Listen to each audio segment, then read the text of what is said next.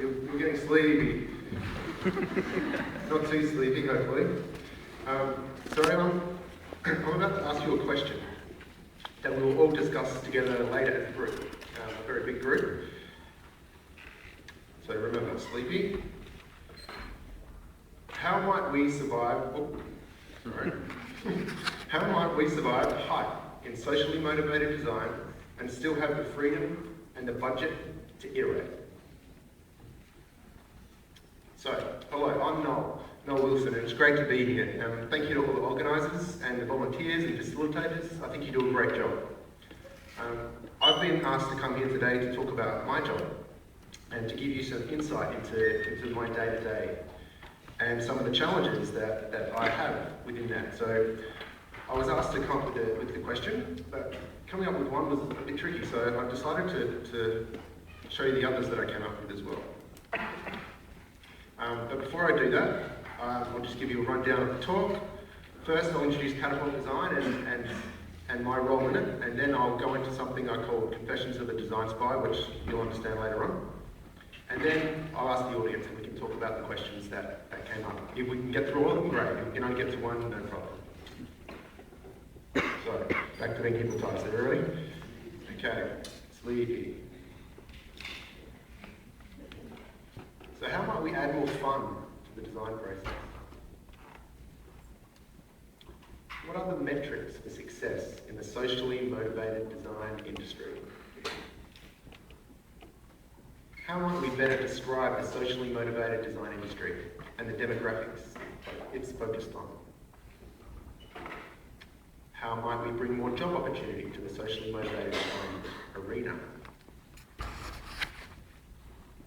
How might we promote accountability and transparency within socially motivated design? So that's a lot of questions, and we're probably not going to get to all of them, so I'm going to have to come back next year. Okay, so Catapult Design. So I'm lucky enough to work for this group, and they were started in 2008, at the end of 2008, by a group of people gutsy enough to start a firm focused purely on empowering underserved communities. So what are we? We are a socially motivated design firm. Our model is client-based work. We don't develop products and services of our own. We collaborate with organisations that are committed to developing and delivering technology and service solutions to low-income and underserved communities worldwide. Why do we exist? We identified a hole in the market. The founders of Catapult were all part of a strange but wonderful sect called Engineers Without Borders. And they saw the need for professional design services in the social development sector beyond volunteer capacity. So our mission as a company is to develop and implement human-centered products and help people thrive. And one of our goals is to show that a design firm focused on this social sector can also thrive. And we are nurturing a speciality in providing design intention with social incentives and ultimately holistic incentives that cater to the spectrum of human needs. We see design as the place where science and technology, business and international development come to play and experiment to make a better world. So, who have we provided services to? We work with innovative organisations, entrepreneurs, companies, working to alleviate poverty through positive development. And we have had a good spread of clients. We find them through referral, through outreach, proactive sales and business development. And sometimes we just bump into them at conferences like this. We vet them for their capacity, their intention, and the potential for impact to make sure we are meeting our mission. So how do we survive? Well, at the beginning we survived through fundraising. And this is the grey bit up here, it's dark, which is really hard. But eventually, over the 4 years, we've gradually built up to probably around 70% revenue from client work. But we are a non-profit, and it's going to part of the relative irony of this number that we're talking here is that it's all, over the 4 years, that complete budget is still less than a Super Bowl commercial. So we survive by remaining adaptable, and we remain as conscious of our approach as possible to make sure we're learning and evolving as we go. So this talk might be different next year. Where are we? We're in San Francisco, but we work both in the United States and internationally. And you'll find us in communities where self-reliant entrepreneurship thrives. Rural, urban, international, our own backyard, wherever. And what do our services look like? Are there anything from the creative to the technical to communication to specification and education as well?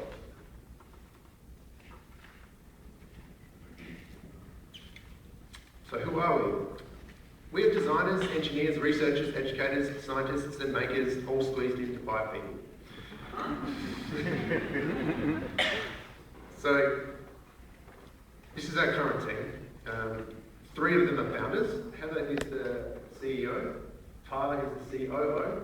Charlie, I like to call him the chief of magic, but he is adamant that he's only the assistant. He's a material scientist. He's a really kooky character and very inspirational. Heather is a product designer. Tyler is a mechanical engineer. And front and centre is Karen Carter, a new recruit. And her name is a bit of a pseudonym for a superhero. We're still not sure what her powers are, but we are sure that she's an experienced designer and educator. And we look forward to working with her. She just started 2 weeks ago. And then, even with a new addition, we can still count everyone on one hand, obviously. But for such a small crew, we're pretty noisy, and we are advocates and educators of design, as well as practitioners. And we are the first to admit that our bark can sometimes be bigger than our bite. But we are in the process of sharpening our teeth, and I'll get into that point a little bit later on in our discussion. And we're very lucky to be directed by a board of talented and experienced people from across the design, engineering, and business spectrum, some of which you may see here today. And we're also lucky to have we're backed up by a fantastic advisory board who bring up yet further skills and experience in media, strategy, education, research, and design. So that's Catapult in a nutshell. It's a pretty cool place to work. I love my job. It's sometimes a bit tiring. I've been away for like seven out of the last 9 months of this year, and I'm not sure where I live anymore. But I do love my job. But as a designer, what do I do at Catapult? So explaining my work can be pretty challenging. I'm sure some of you have faced this. They call me lead designer here, you can see, but being in such a compact and horizontally structured crew, that doesn't really say much. And when I say industrial designer or product designer to people, it's still pretty vague, and it's kind of like, what kind of products do you make? And when I say I work for a non-profit, it's hard to get a confirming nod of comprehension as well. But when I say I deliver design services to projects in underserved communities, the response is still kind of awkwardly confused. What's that? Yeah. So, I'm a designer. Mostly product and training experience. I'm relatively fresh to the design space for my age. Still less than 5 years of design experience in the social design space, and less than 10 years as a designer working professionally. So I'm no expert, but I'm still learning like most of you. But I've been exposed to some unusual parts of the design space around the world that I hope I can give some insight to. In my past, I've worked in rapid prototyping, playground design, skills training, bicycle empowerment, freelance design, as well as a few other jobs that Beth mentioned. And I've been lucky enough to work at Catapult for around 2 years now. And in my job and in Catapult, we all have to wear lots of hats to do such a small crew. And we have to be adaptable systems thinkers with fresh perspectives, tuned consideration, a passion for iteration and tools, have sharp pencils that we are not afraid to use, be able to work on a team or work solo, and be able to tackle things outside of our comfort zones and still get them done, all while running a small company. The curse of the startup. So I will take you through some of my hats and hopefully shed some light onto what it is that I do day to day. So this is my professional hat rack. Now the first few hats fall into the classic product design skill set, but some of the others go a bit beyond that. This is the thinking cap. Problem solving, problem definition, brainstorming, concepting, letting the imagination go to work. This is a cool hat, it's one of my favourites. But you don't want to wear this one for too long in one shot, for fear of wandering off into the infinite possibilities dimension of it. So the sketching hat. This goes well with the thinking hat, helping to explore and communicate ideas and concepts. I love to draw, and I feel lucky I get to practice it and apply it to my work. The prototyping hat, my other favourite hat. One that I can wear in a fancy workshop or in a dusty back street. Making stuff is almost as fun as breaking it. Okay, now this hat is the project management hat, and it's always butting in and reminding me that I need to do it when I need to do it. But without this structure, the Gantt charts, the chaos of creativity would consume me and everyone else. So this hat makes my creative efforts usable, punctual, and applicable. The cat hat.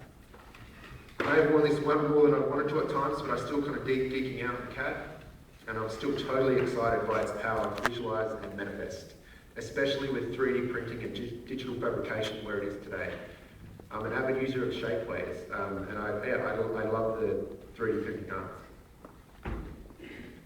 Engineering manufacturing hat. Now, apologies to the engineers, but this hat may seem a little bit boring at times, but it is an integral member on the rack, and it makes sure everything fits together, is safe and efficient. It's ultimately the backbone of most technology in our field. I can't always comprehend engineering myself, but I need to be able to speak the language to communicate with other team members. The product testing hat. This is where we go to break stuff and make sure it actually fits, both the people and to other parts. Ergonomics also falls into this hat's capacity. Now, graphic designers will cringe now. The graphics communications hat. So I know half of you will cringe at the thought, but I also have to pretend to be a graphic designer at times. And it's yes, another product designer who thinks they can do graphics. But the industry is right with it, and in reality we have to do a lot of 2D communication. I spend more time on the Adobe suite than any other program. With CAD and PowerPoint battling in second place. Unfortunately, PowerPoint had won this week. This is the jester's cap. Immaturity comes naturally to some. Being able to laugh at yourself and the process is a great way to stay constructively critical. And also a great research tool, especially for breaking the ice with new people. So you can see what lies beneath the formality.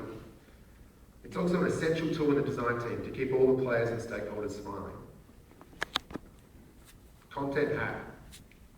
A good picture is worth 1,000 words, and I've been told a good blog post should be less than 200. I'm still pretty fresh at this game, but I'm enjoying the journalistic challenge that socially motivated design presents. And I take a ridiculous amount of photographs in my work. The client sales hat. So as a small team, we're all involved in attracting clients and liaising with them. I'm lucky as I sometimes get to engage with clients from the conception of collaboration to the very outcome. I get to do a lot of the work in between. And sometimes I think my accent helps with sales. This is the invisible hat that I'm wearing right now. I get to run fun prototyping workshops as well. I get to sit on panels and do talks like this. And I've never worn this hat in front of an audience of this size before. But hopefully we'll get to it again. So please forgive my content. And last but not least is the design research hat, which I like to call the design spy hat. I've gotten to wear this a lot this year, so six months out of the 7 that I was away was pretty much spent doing research. In India and Indonesia on 2 different assignments, with lots of research and spying work entwined. And yeah, you can see there's a lot of hats on this rack, and I luckily don't have to wear them all at once, but I usually have to pack them in my suitcase and take them away with me, which I'll show you in a second. But I just want to explain what I mean by a design spy. So I'm not implying anything too sinister, despite the look on this guy's face. No blatant espionage, no knives, no bombs, but I do feel like a spy sometimes, gleaning information and perspective from all kinds of communities and stakeholders. And I see some definite similarities between design research and the clandestine arts. Spy can have some pretty negative connotations and positive connotations. And it has a good dose of detective in it, perhaps perspective detective, surreptitious investigators, empathy agents. The Wikipedia definition of spy is obtaining information that is considered secret or confidential without the permission of the holder of the information. And to be honest, we have to do this sometimes.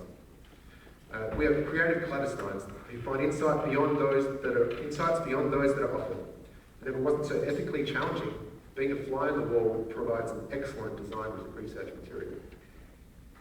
Anyway, these are the similarities I see between design research and spying. We are observers and networkers. We have ways of making people talk. We use specific methodology to tease information out of people. I get to meet a lot of people in my job, hundreds this year, to get a window into their reality, aspirations, experiences and values, both relevant to projects and otherwise. Design spies are insistent observers of behaviour and interaction. We infiltrate communities to discover how they work, people's demands, their desires, their aspirations. We are mobile and able to go into many locations, demographics and mindsets. We can also often be a solo agent in our work. We are masters of disguise. This is me disguised as a lost tourist. And so I'm pretty crap at disguises, but I'm a big goofy guy with a weird accent. But disguise has been used in design really well before. Patricia Moore is an excellent example of this.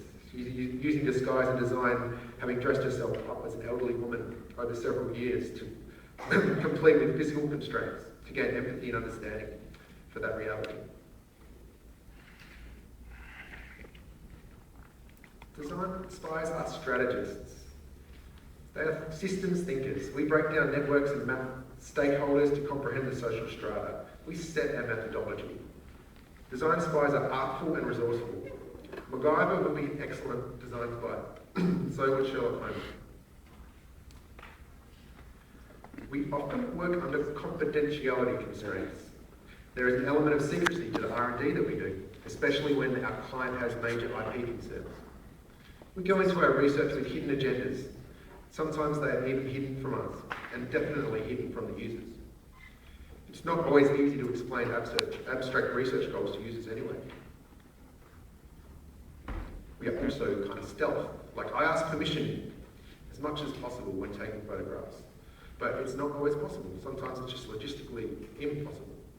Like when I watched a bread stall from above for a couple of hours to observe the contamination potential in the way people were using this barrel of water. So they were just scooping out the water and pouring into their cup, but all different hands were getting into this barrel. And I have a super discreet camera like this one, so as not to intimidate or dominate any situation with my zoom lens. And again, if it wasn't so ethically wrong, I would be the fly on the wall. And in regards to this, designers are often without kind of accountability in our work. Like there's no ethical standard set that I think we can maybe address if we hit one of these questions later on. So espionage is also an option for design spies, but we haven't had to go there yet. So we can also be double agents. We can act as we can act for distant clients or donors' missions, but still be at the mercy of client-donor demands and budgets.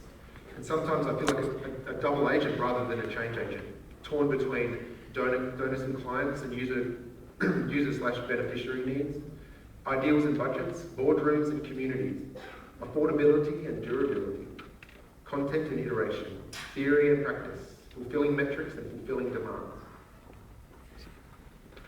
But most importantly, as a design spy, you have to be really suave. And you have to be smooth. And in the meantime, you have to save the world for all humankind from evil nemesis. So that's not a gun James is holding, it's a Sharpie. Yeah. So maybe not. Maybe we won't save the world. Maybe we're not going to save the world from our design studios. Sharpie or no Sharpie. No more than we are going to save it from this conference room. But we can change some lives and learn how to craft a better future.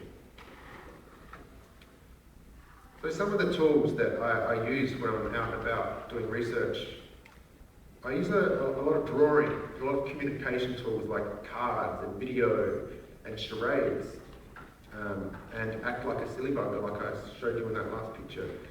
I use a lot of games, I use a lot of humour. And I also really like using 3D models above 2D images. They work really well. Some of the tricks I use when I'm doing research as well is to... You ever seen that? Admit your ignorance. Ask for help. Be detached from your ideas. Own your input, not your ideas. Remember that design is about iteration. I'm a big fan of the qualitative over the quantity. And really, our budgets afford it much better within this space. I'm as respectful as possible, but I always make fun of people. I listen. And I also allow time for thought, absorption, and synthesis of my learnings.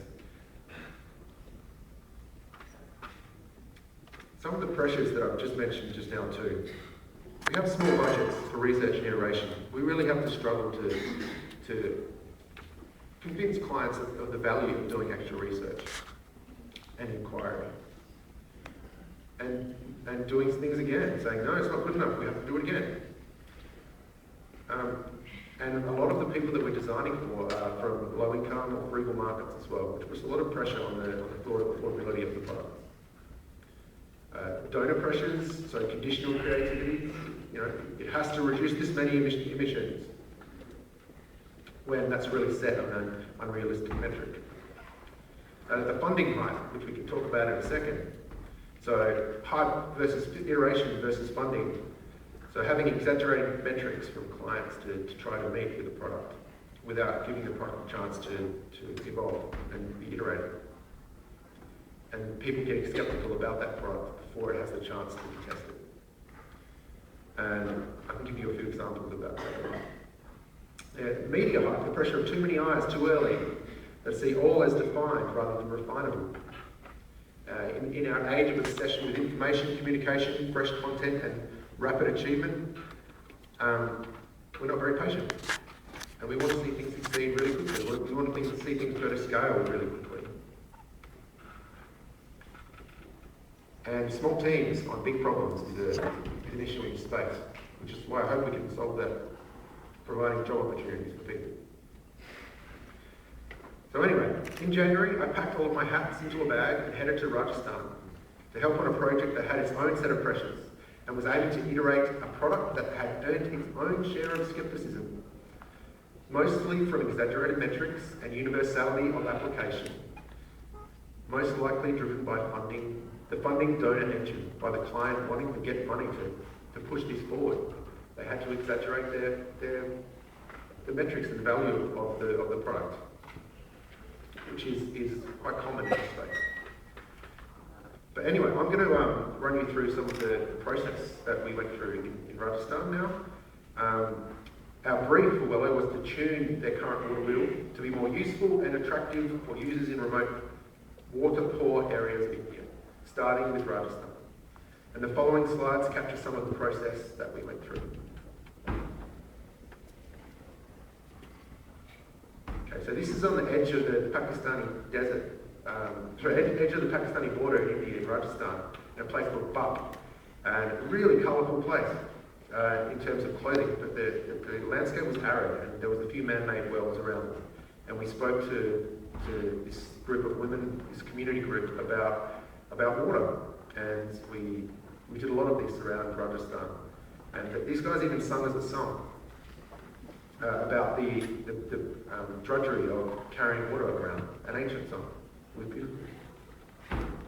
And this is a place that has irrigation surrounding all the houses, and it was running the whole 3 days that we were there. But there was no plumbing inside the houses at all.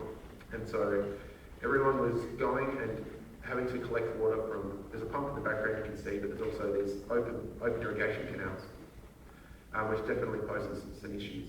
But yeah, so we pretty much went around and looked at how people were getting water and where they were getting water and what they were doing when they were getting water. So this is in Bup as well. This is one of the wells that I spoke to a child who fell down one. Pretty hard to get out again. This is some of the water that people were using, so we're looking at the quality of water as well. Looking at all the different water sources, the heights of taps, there's containers that fit under them, where the taps are located, where the wells are located, how people get it. Do they share buckets? What do they do? How far do they have to carry it? Who carries it? How do they carry it? This again is who carries it. I saw a lot of examples of men carrying water, which is not what I have read in my research. How people store water. This is a slime in Hyderabad, which is not in Rajasthan, but was another place that we investigated. And you can see all of the blue barrels down the street there. Every house has one, and they're second-hand chemical barrels.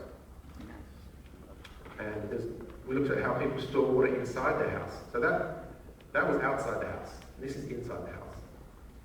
And they're 25-litre containers, so there's probably about 200 litres of water altogether in this house. And this is another example of water stored outside the house and the containers that we used. This is called a Ponzi, I'm pretty sure, and it's a shelf inside the house where water is stored, and it's kind of precious drinking water is stored, and it is open to all guests to access inside the house.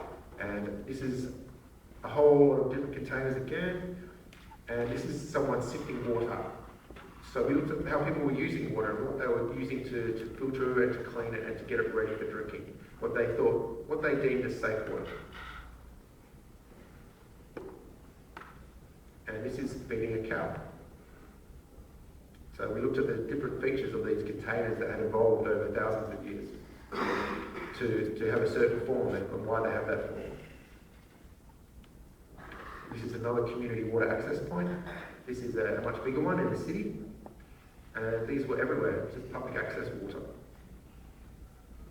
These are some of the containers that people use. This costs about 20 cents each.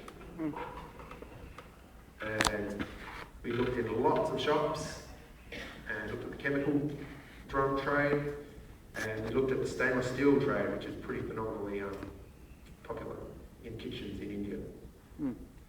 And we looked at the different sizes of the traditional containers that they could get and some of the features in them. And also looked at seals, how we would seal a container. And I also looked at the product spectrum within the villages that we went to, just to see what the sort of landscape of products is. I also played games with people to find out their graphic literacy, like what they understand and what their symbolic language is. And got people to draw their own symbols as well as look at a whole bunch of symbols around water to see what we could communicate and understand. And also got people to draw maps of the areas where water sources are and what the seasonal access to water is and who gets it from which place to where. And what the social dynamic of water is, especially when it gets desperate. We also looked at the terrain people have to travel across to get water, and the pathways, and the distances. And then, after we had done all of this water research, trying to understand the scope of how people use water, we brought out their product. And we asked people to engage with the product and to use it. And we wanted to reaffirm some things we had already learned about the product previously, but we also wanted to see if there's anything else that we could observe. And so we got people to fill it and to transport it, to empty it. And just observe how they used it, how they picked it up, and what was wrong with it, and gleaned as much feedback from them and advice from them on how we could tune this product to better serve their needs, or even if they thought it was an attractive prospect at all. We asked a lot of shop owners what they thought the value of the product was. And we also visited manufacturers to go and see what the capacity was and what the advice on design was within the manufacturing set. That's a Megadeth t-shirt this guy's wearing. So we looked at what we could get made locally. And we also visited a lot of NGOs and other stakeholders within the water field, just to try and get an understanding of the landscape. And then we spent a lot of time synthesizing and concepting and iterating on ideas and making more prototypes. But we started making prototypes there and then. This is the guest room with as much stuff as I could access. And I soon realised that I'm probably going to go and need to get some help. So I went into the community and got as many people to help with making these prototypes as I could. And I seriously got more done in a day than I could ever get done in a week here. It was just workshops were accessible, materials were accessible in centralised locations, and getting it all done and getting people to do the work was a lot quicker than I could get it done in San Francisco or anywhere else. It was a lot of fun. And it relied upon a knowledgeable rickshaw driver. And I also did more of my own. And breathed toxic fumes. And then we put some prototypes together to test varying features and capacities and other elements that the client had deemed important to test. And took them to the communities and got feedback. And then played with more forms and then used a bit more of a 2D interaction with people to get feedback. And then we did more concepting, more development, and we went to CAD and then went to 3D print and took the 3D print into the communities and got as much feedback as we could. And apart from it being a little bit small, they thought it was great. But they also ripped it to bits in terms of the sealing mechanism that we decided. We were looking at all of these clamps, but they were pretty big on having a threaded lid. And there were some other features that they decided were not ideal in what we were proposing. So it was very fruitful.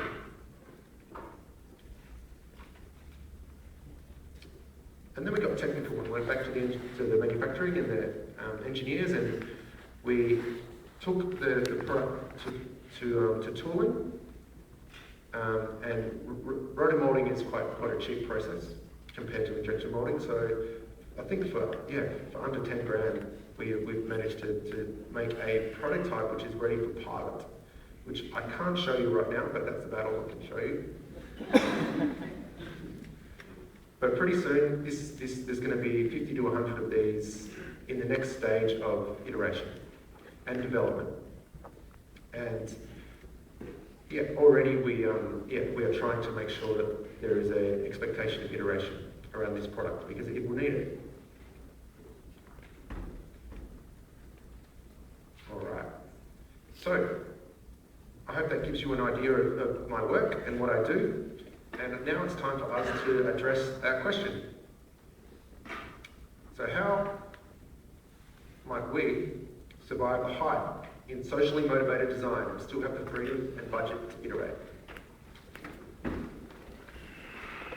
How do we encourage and instill more design research and iteration within a culture of stretched budgets, donor pressures, and demanding media hype? How do we calm down the expectation for the silver bullet product and advocate the value of continued investment in design research and iteration? This search for the silver bullet product is perpetuated in a culture hungry for content. And I really see the value in design as in iteration, in experimental iteration. No rules, freedom to learn, fail and change. But the desire for speedy impact and gleaning funding often trumps the need for further iteration and testing. Claims of impact potential are very loosely stated, but can be mistaken as fact. And there is a lot of guesswork and manipulated metrics and statistics at play. So, how do we encourage and instill more research and iteration within a culture of stretched budgets? And that is my question to you.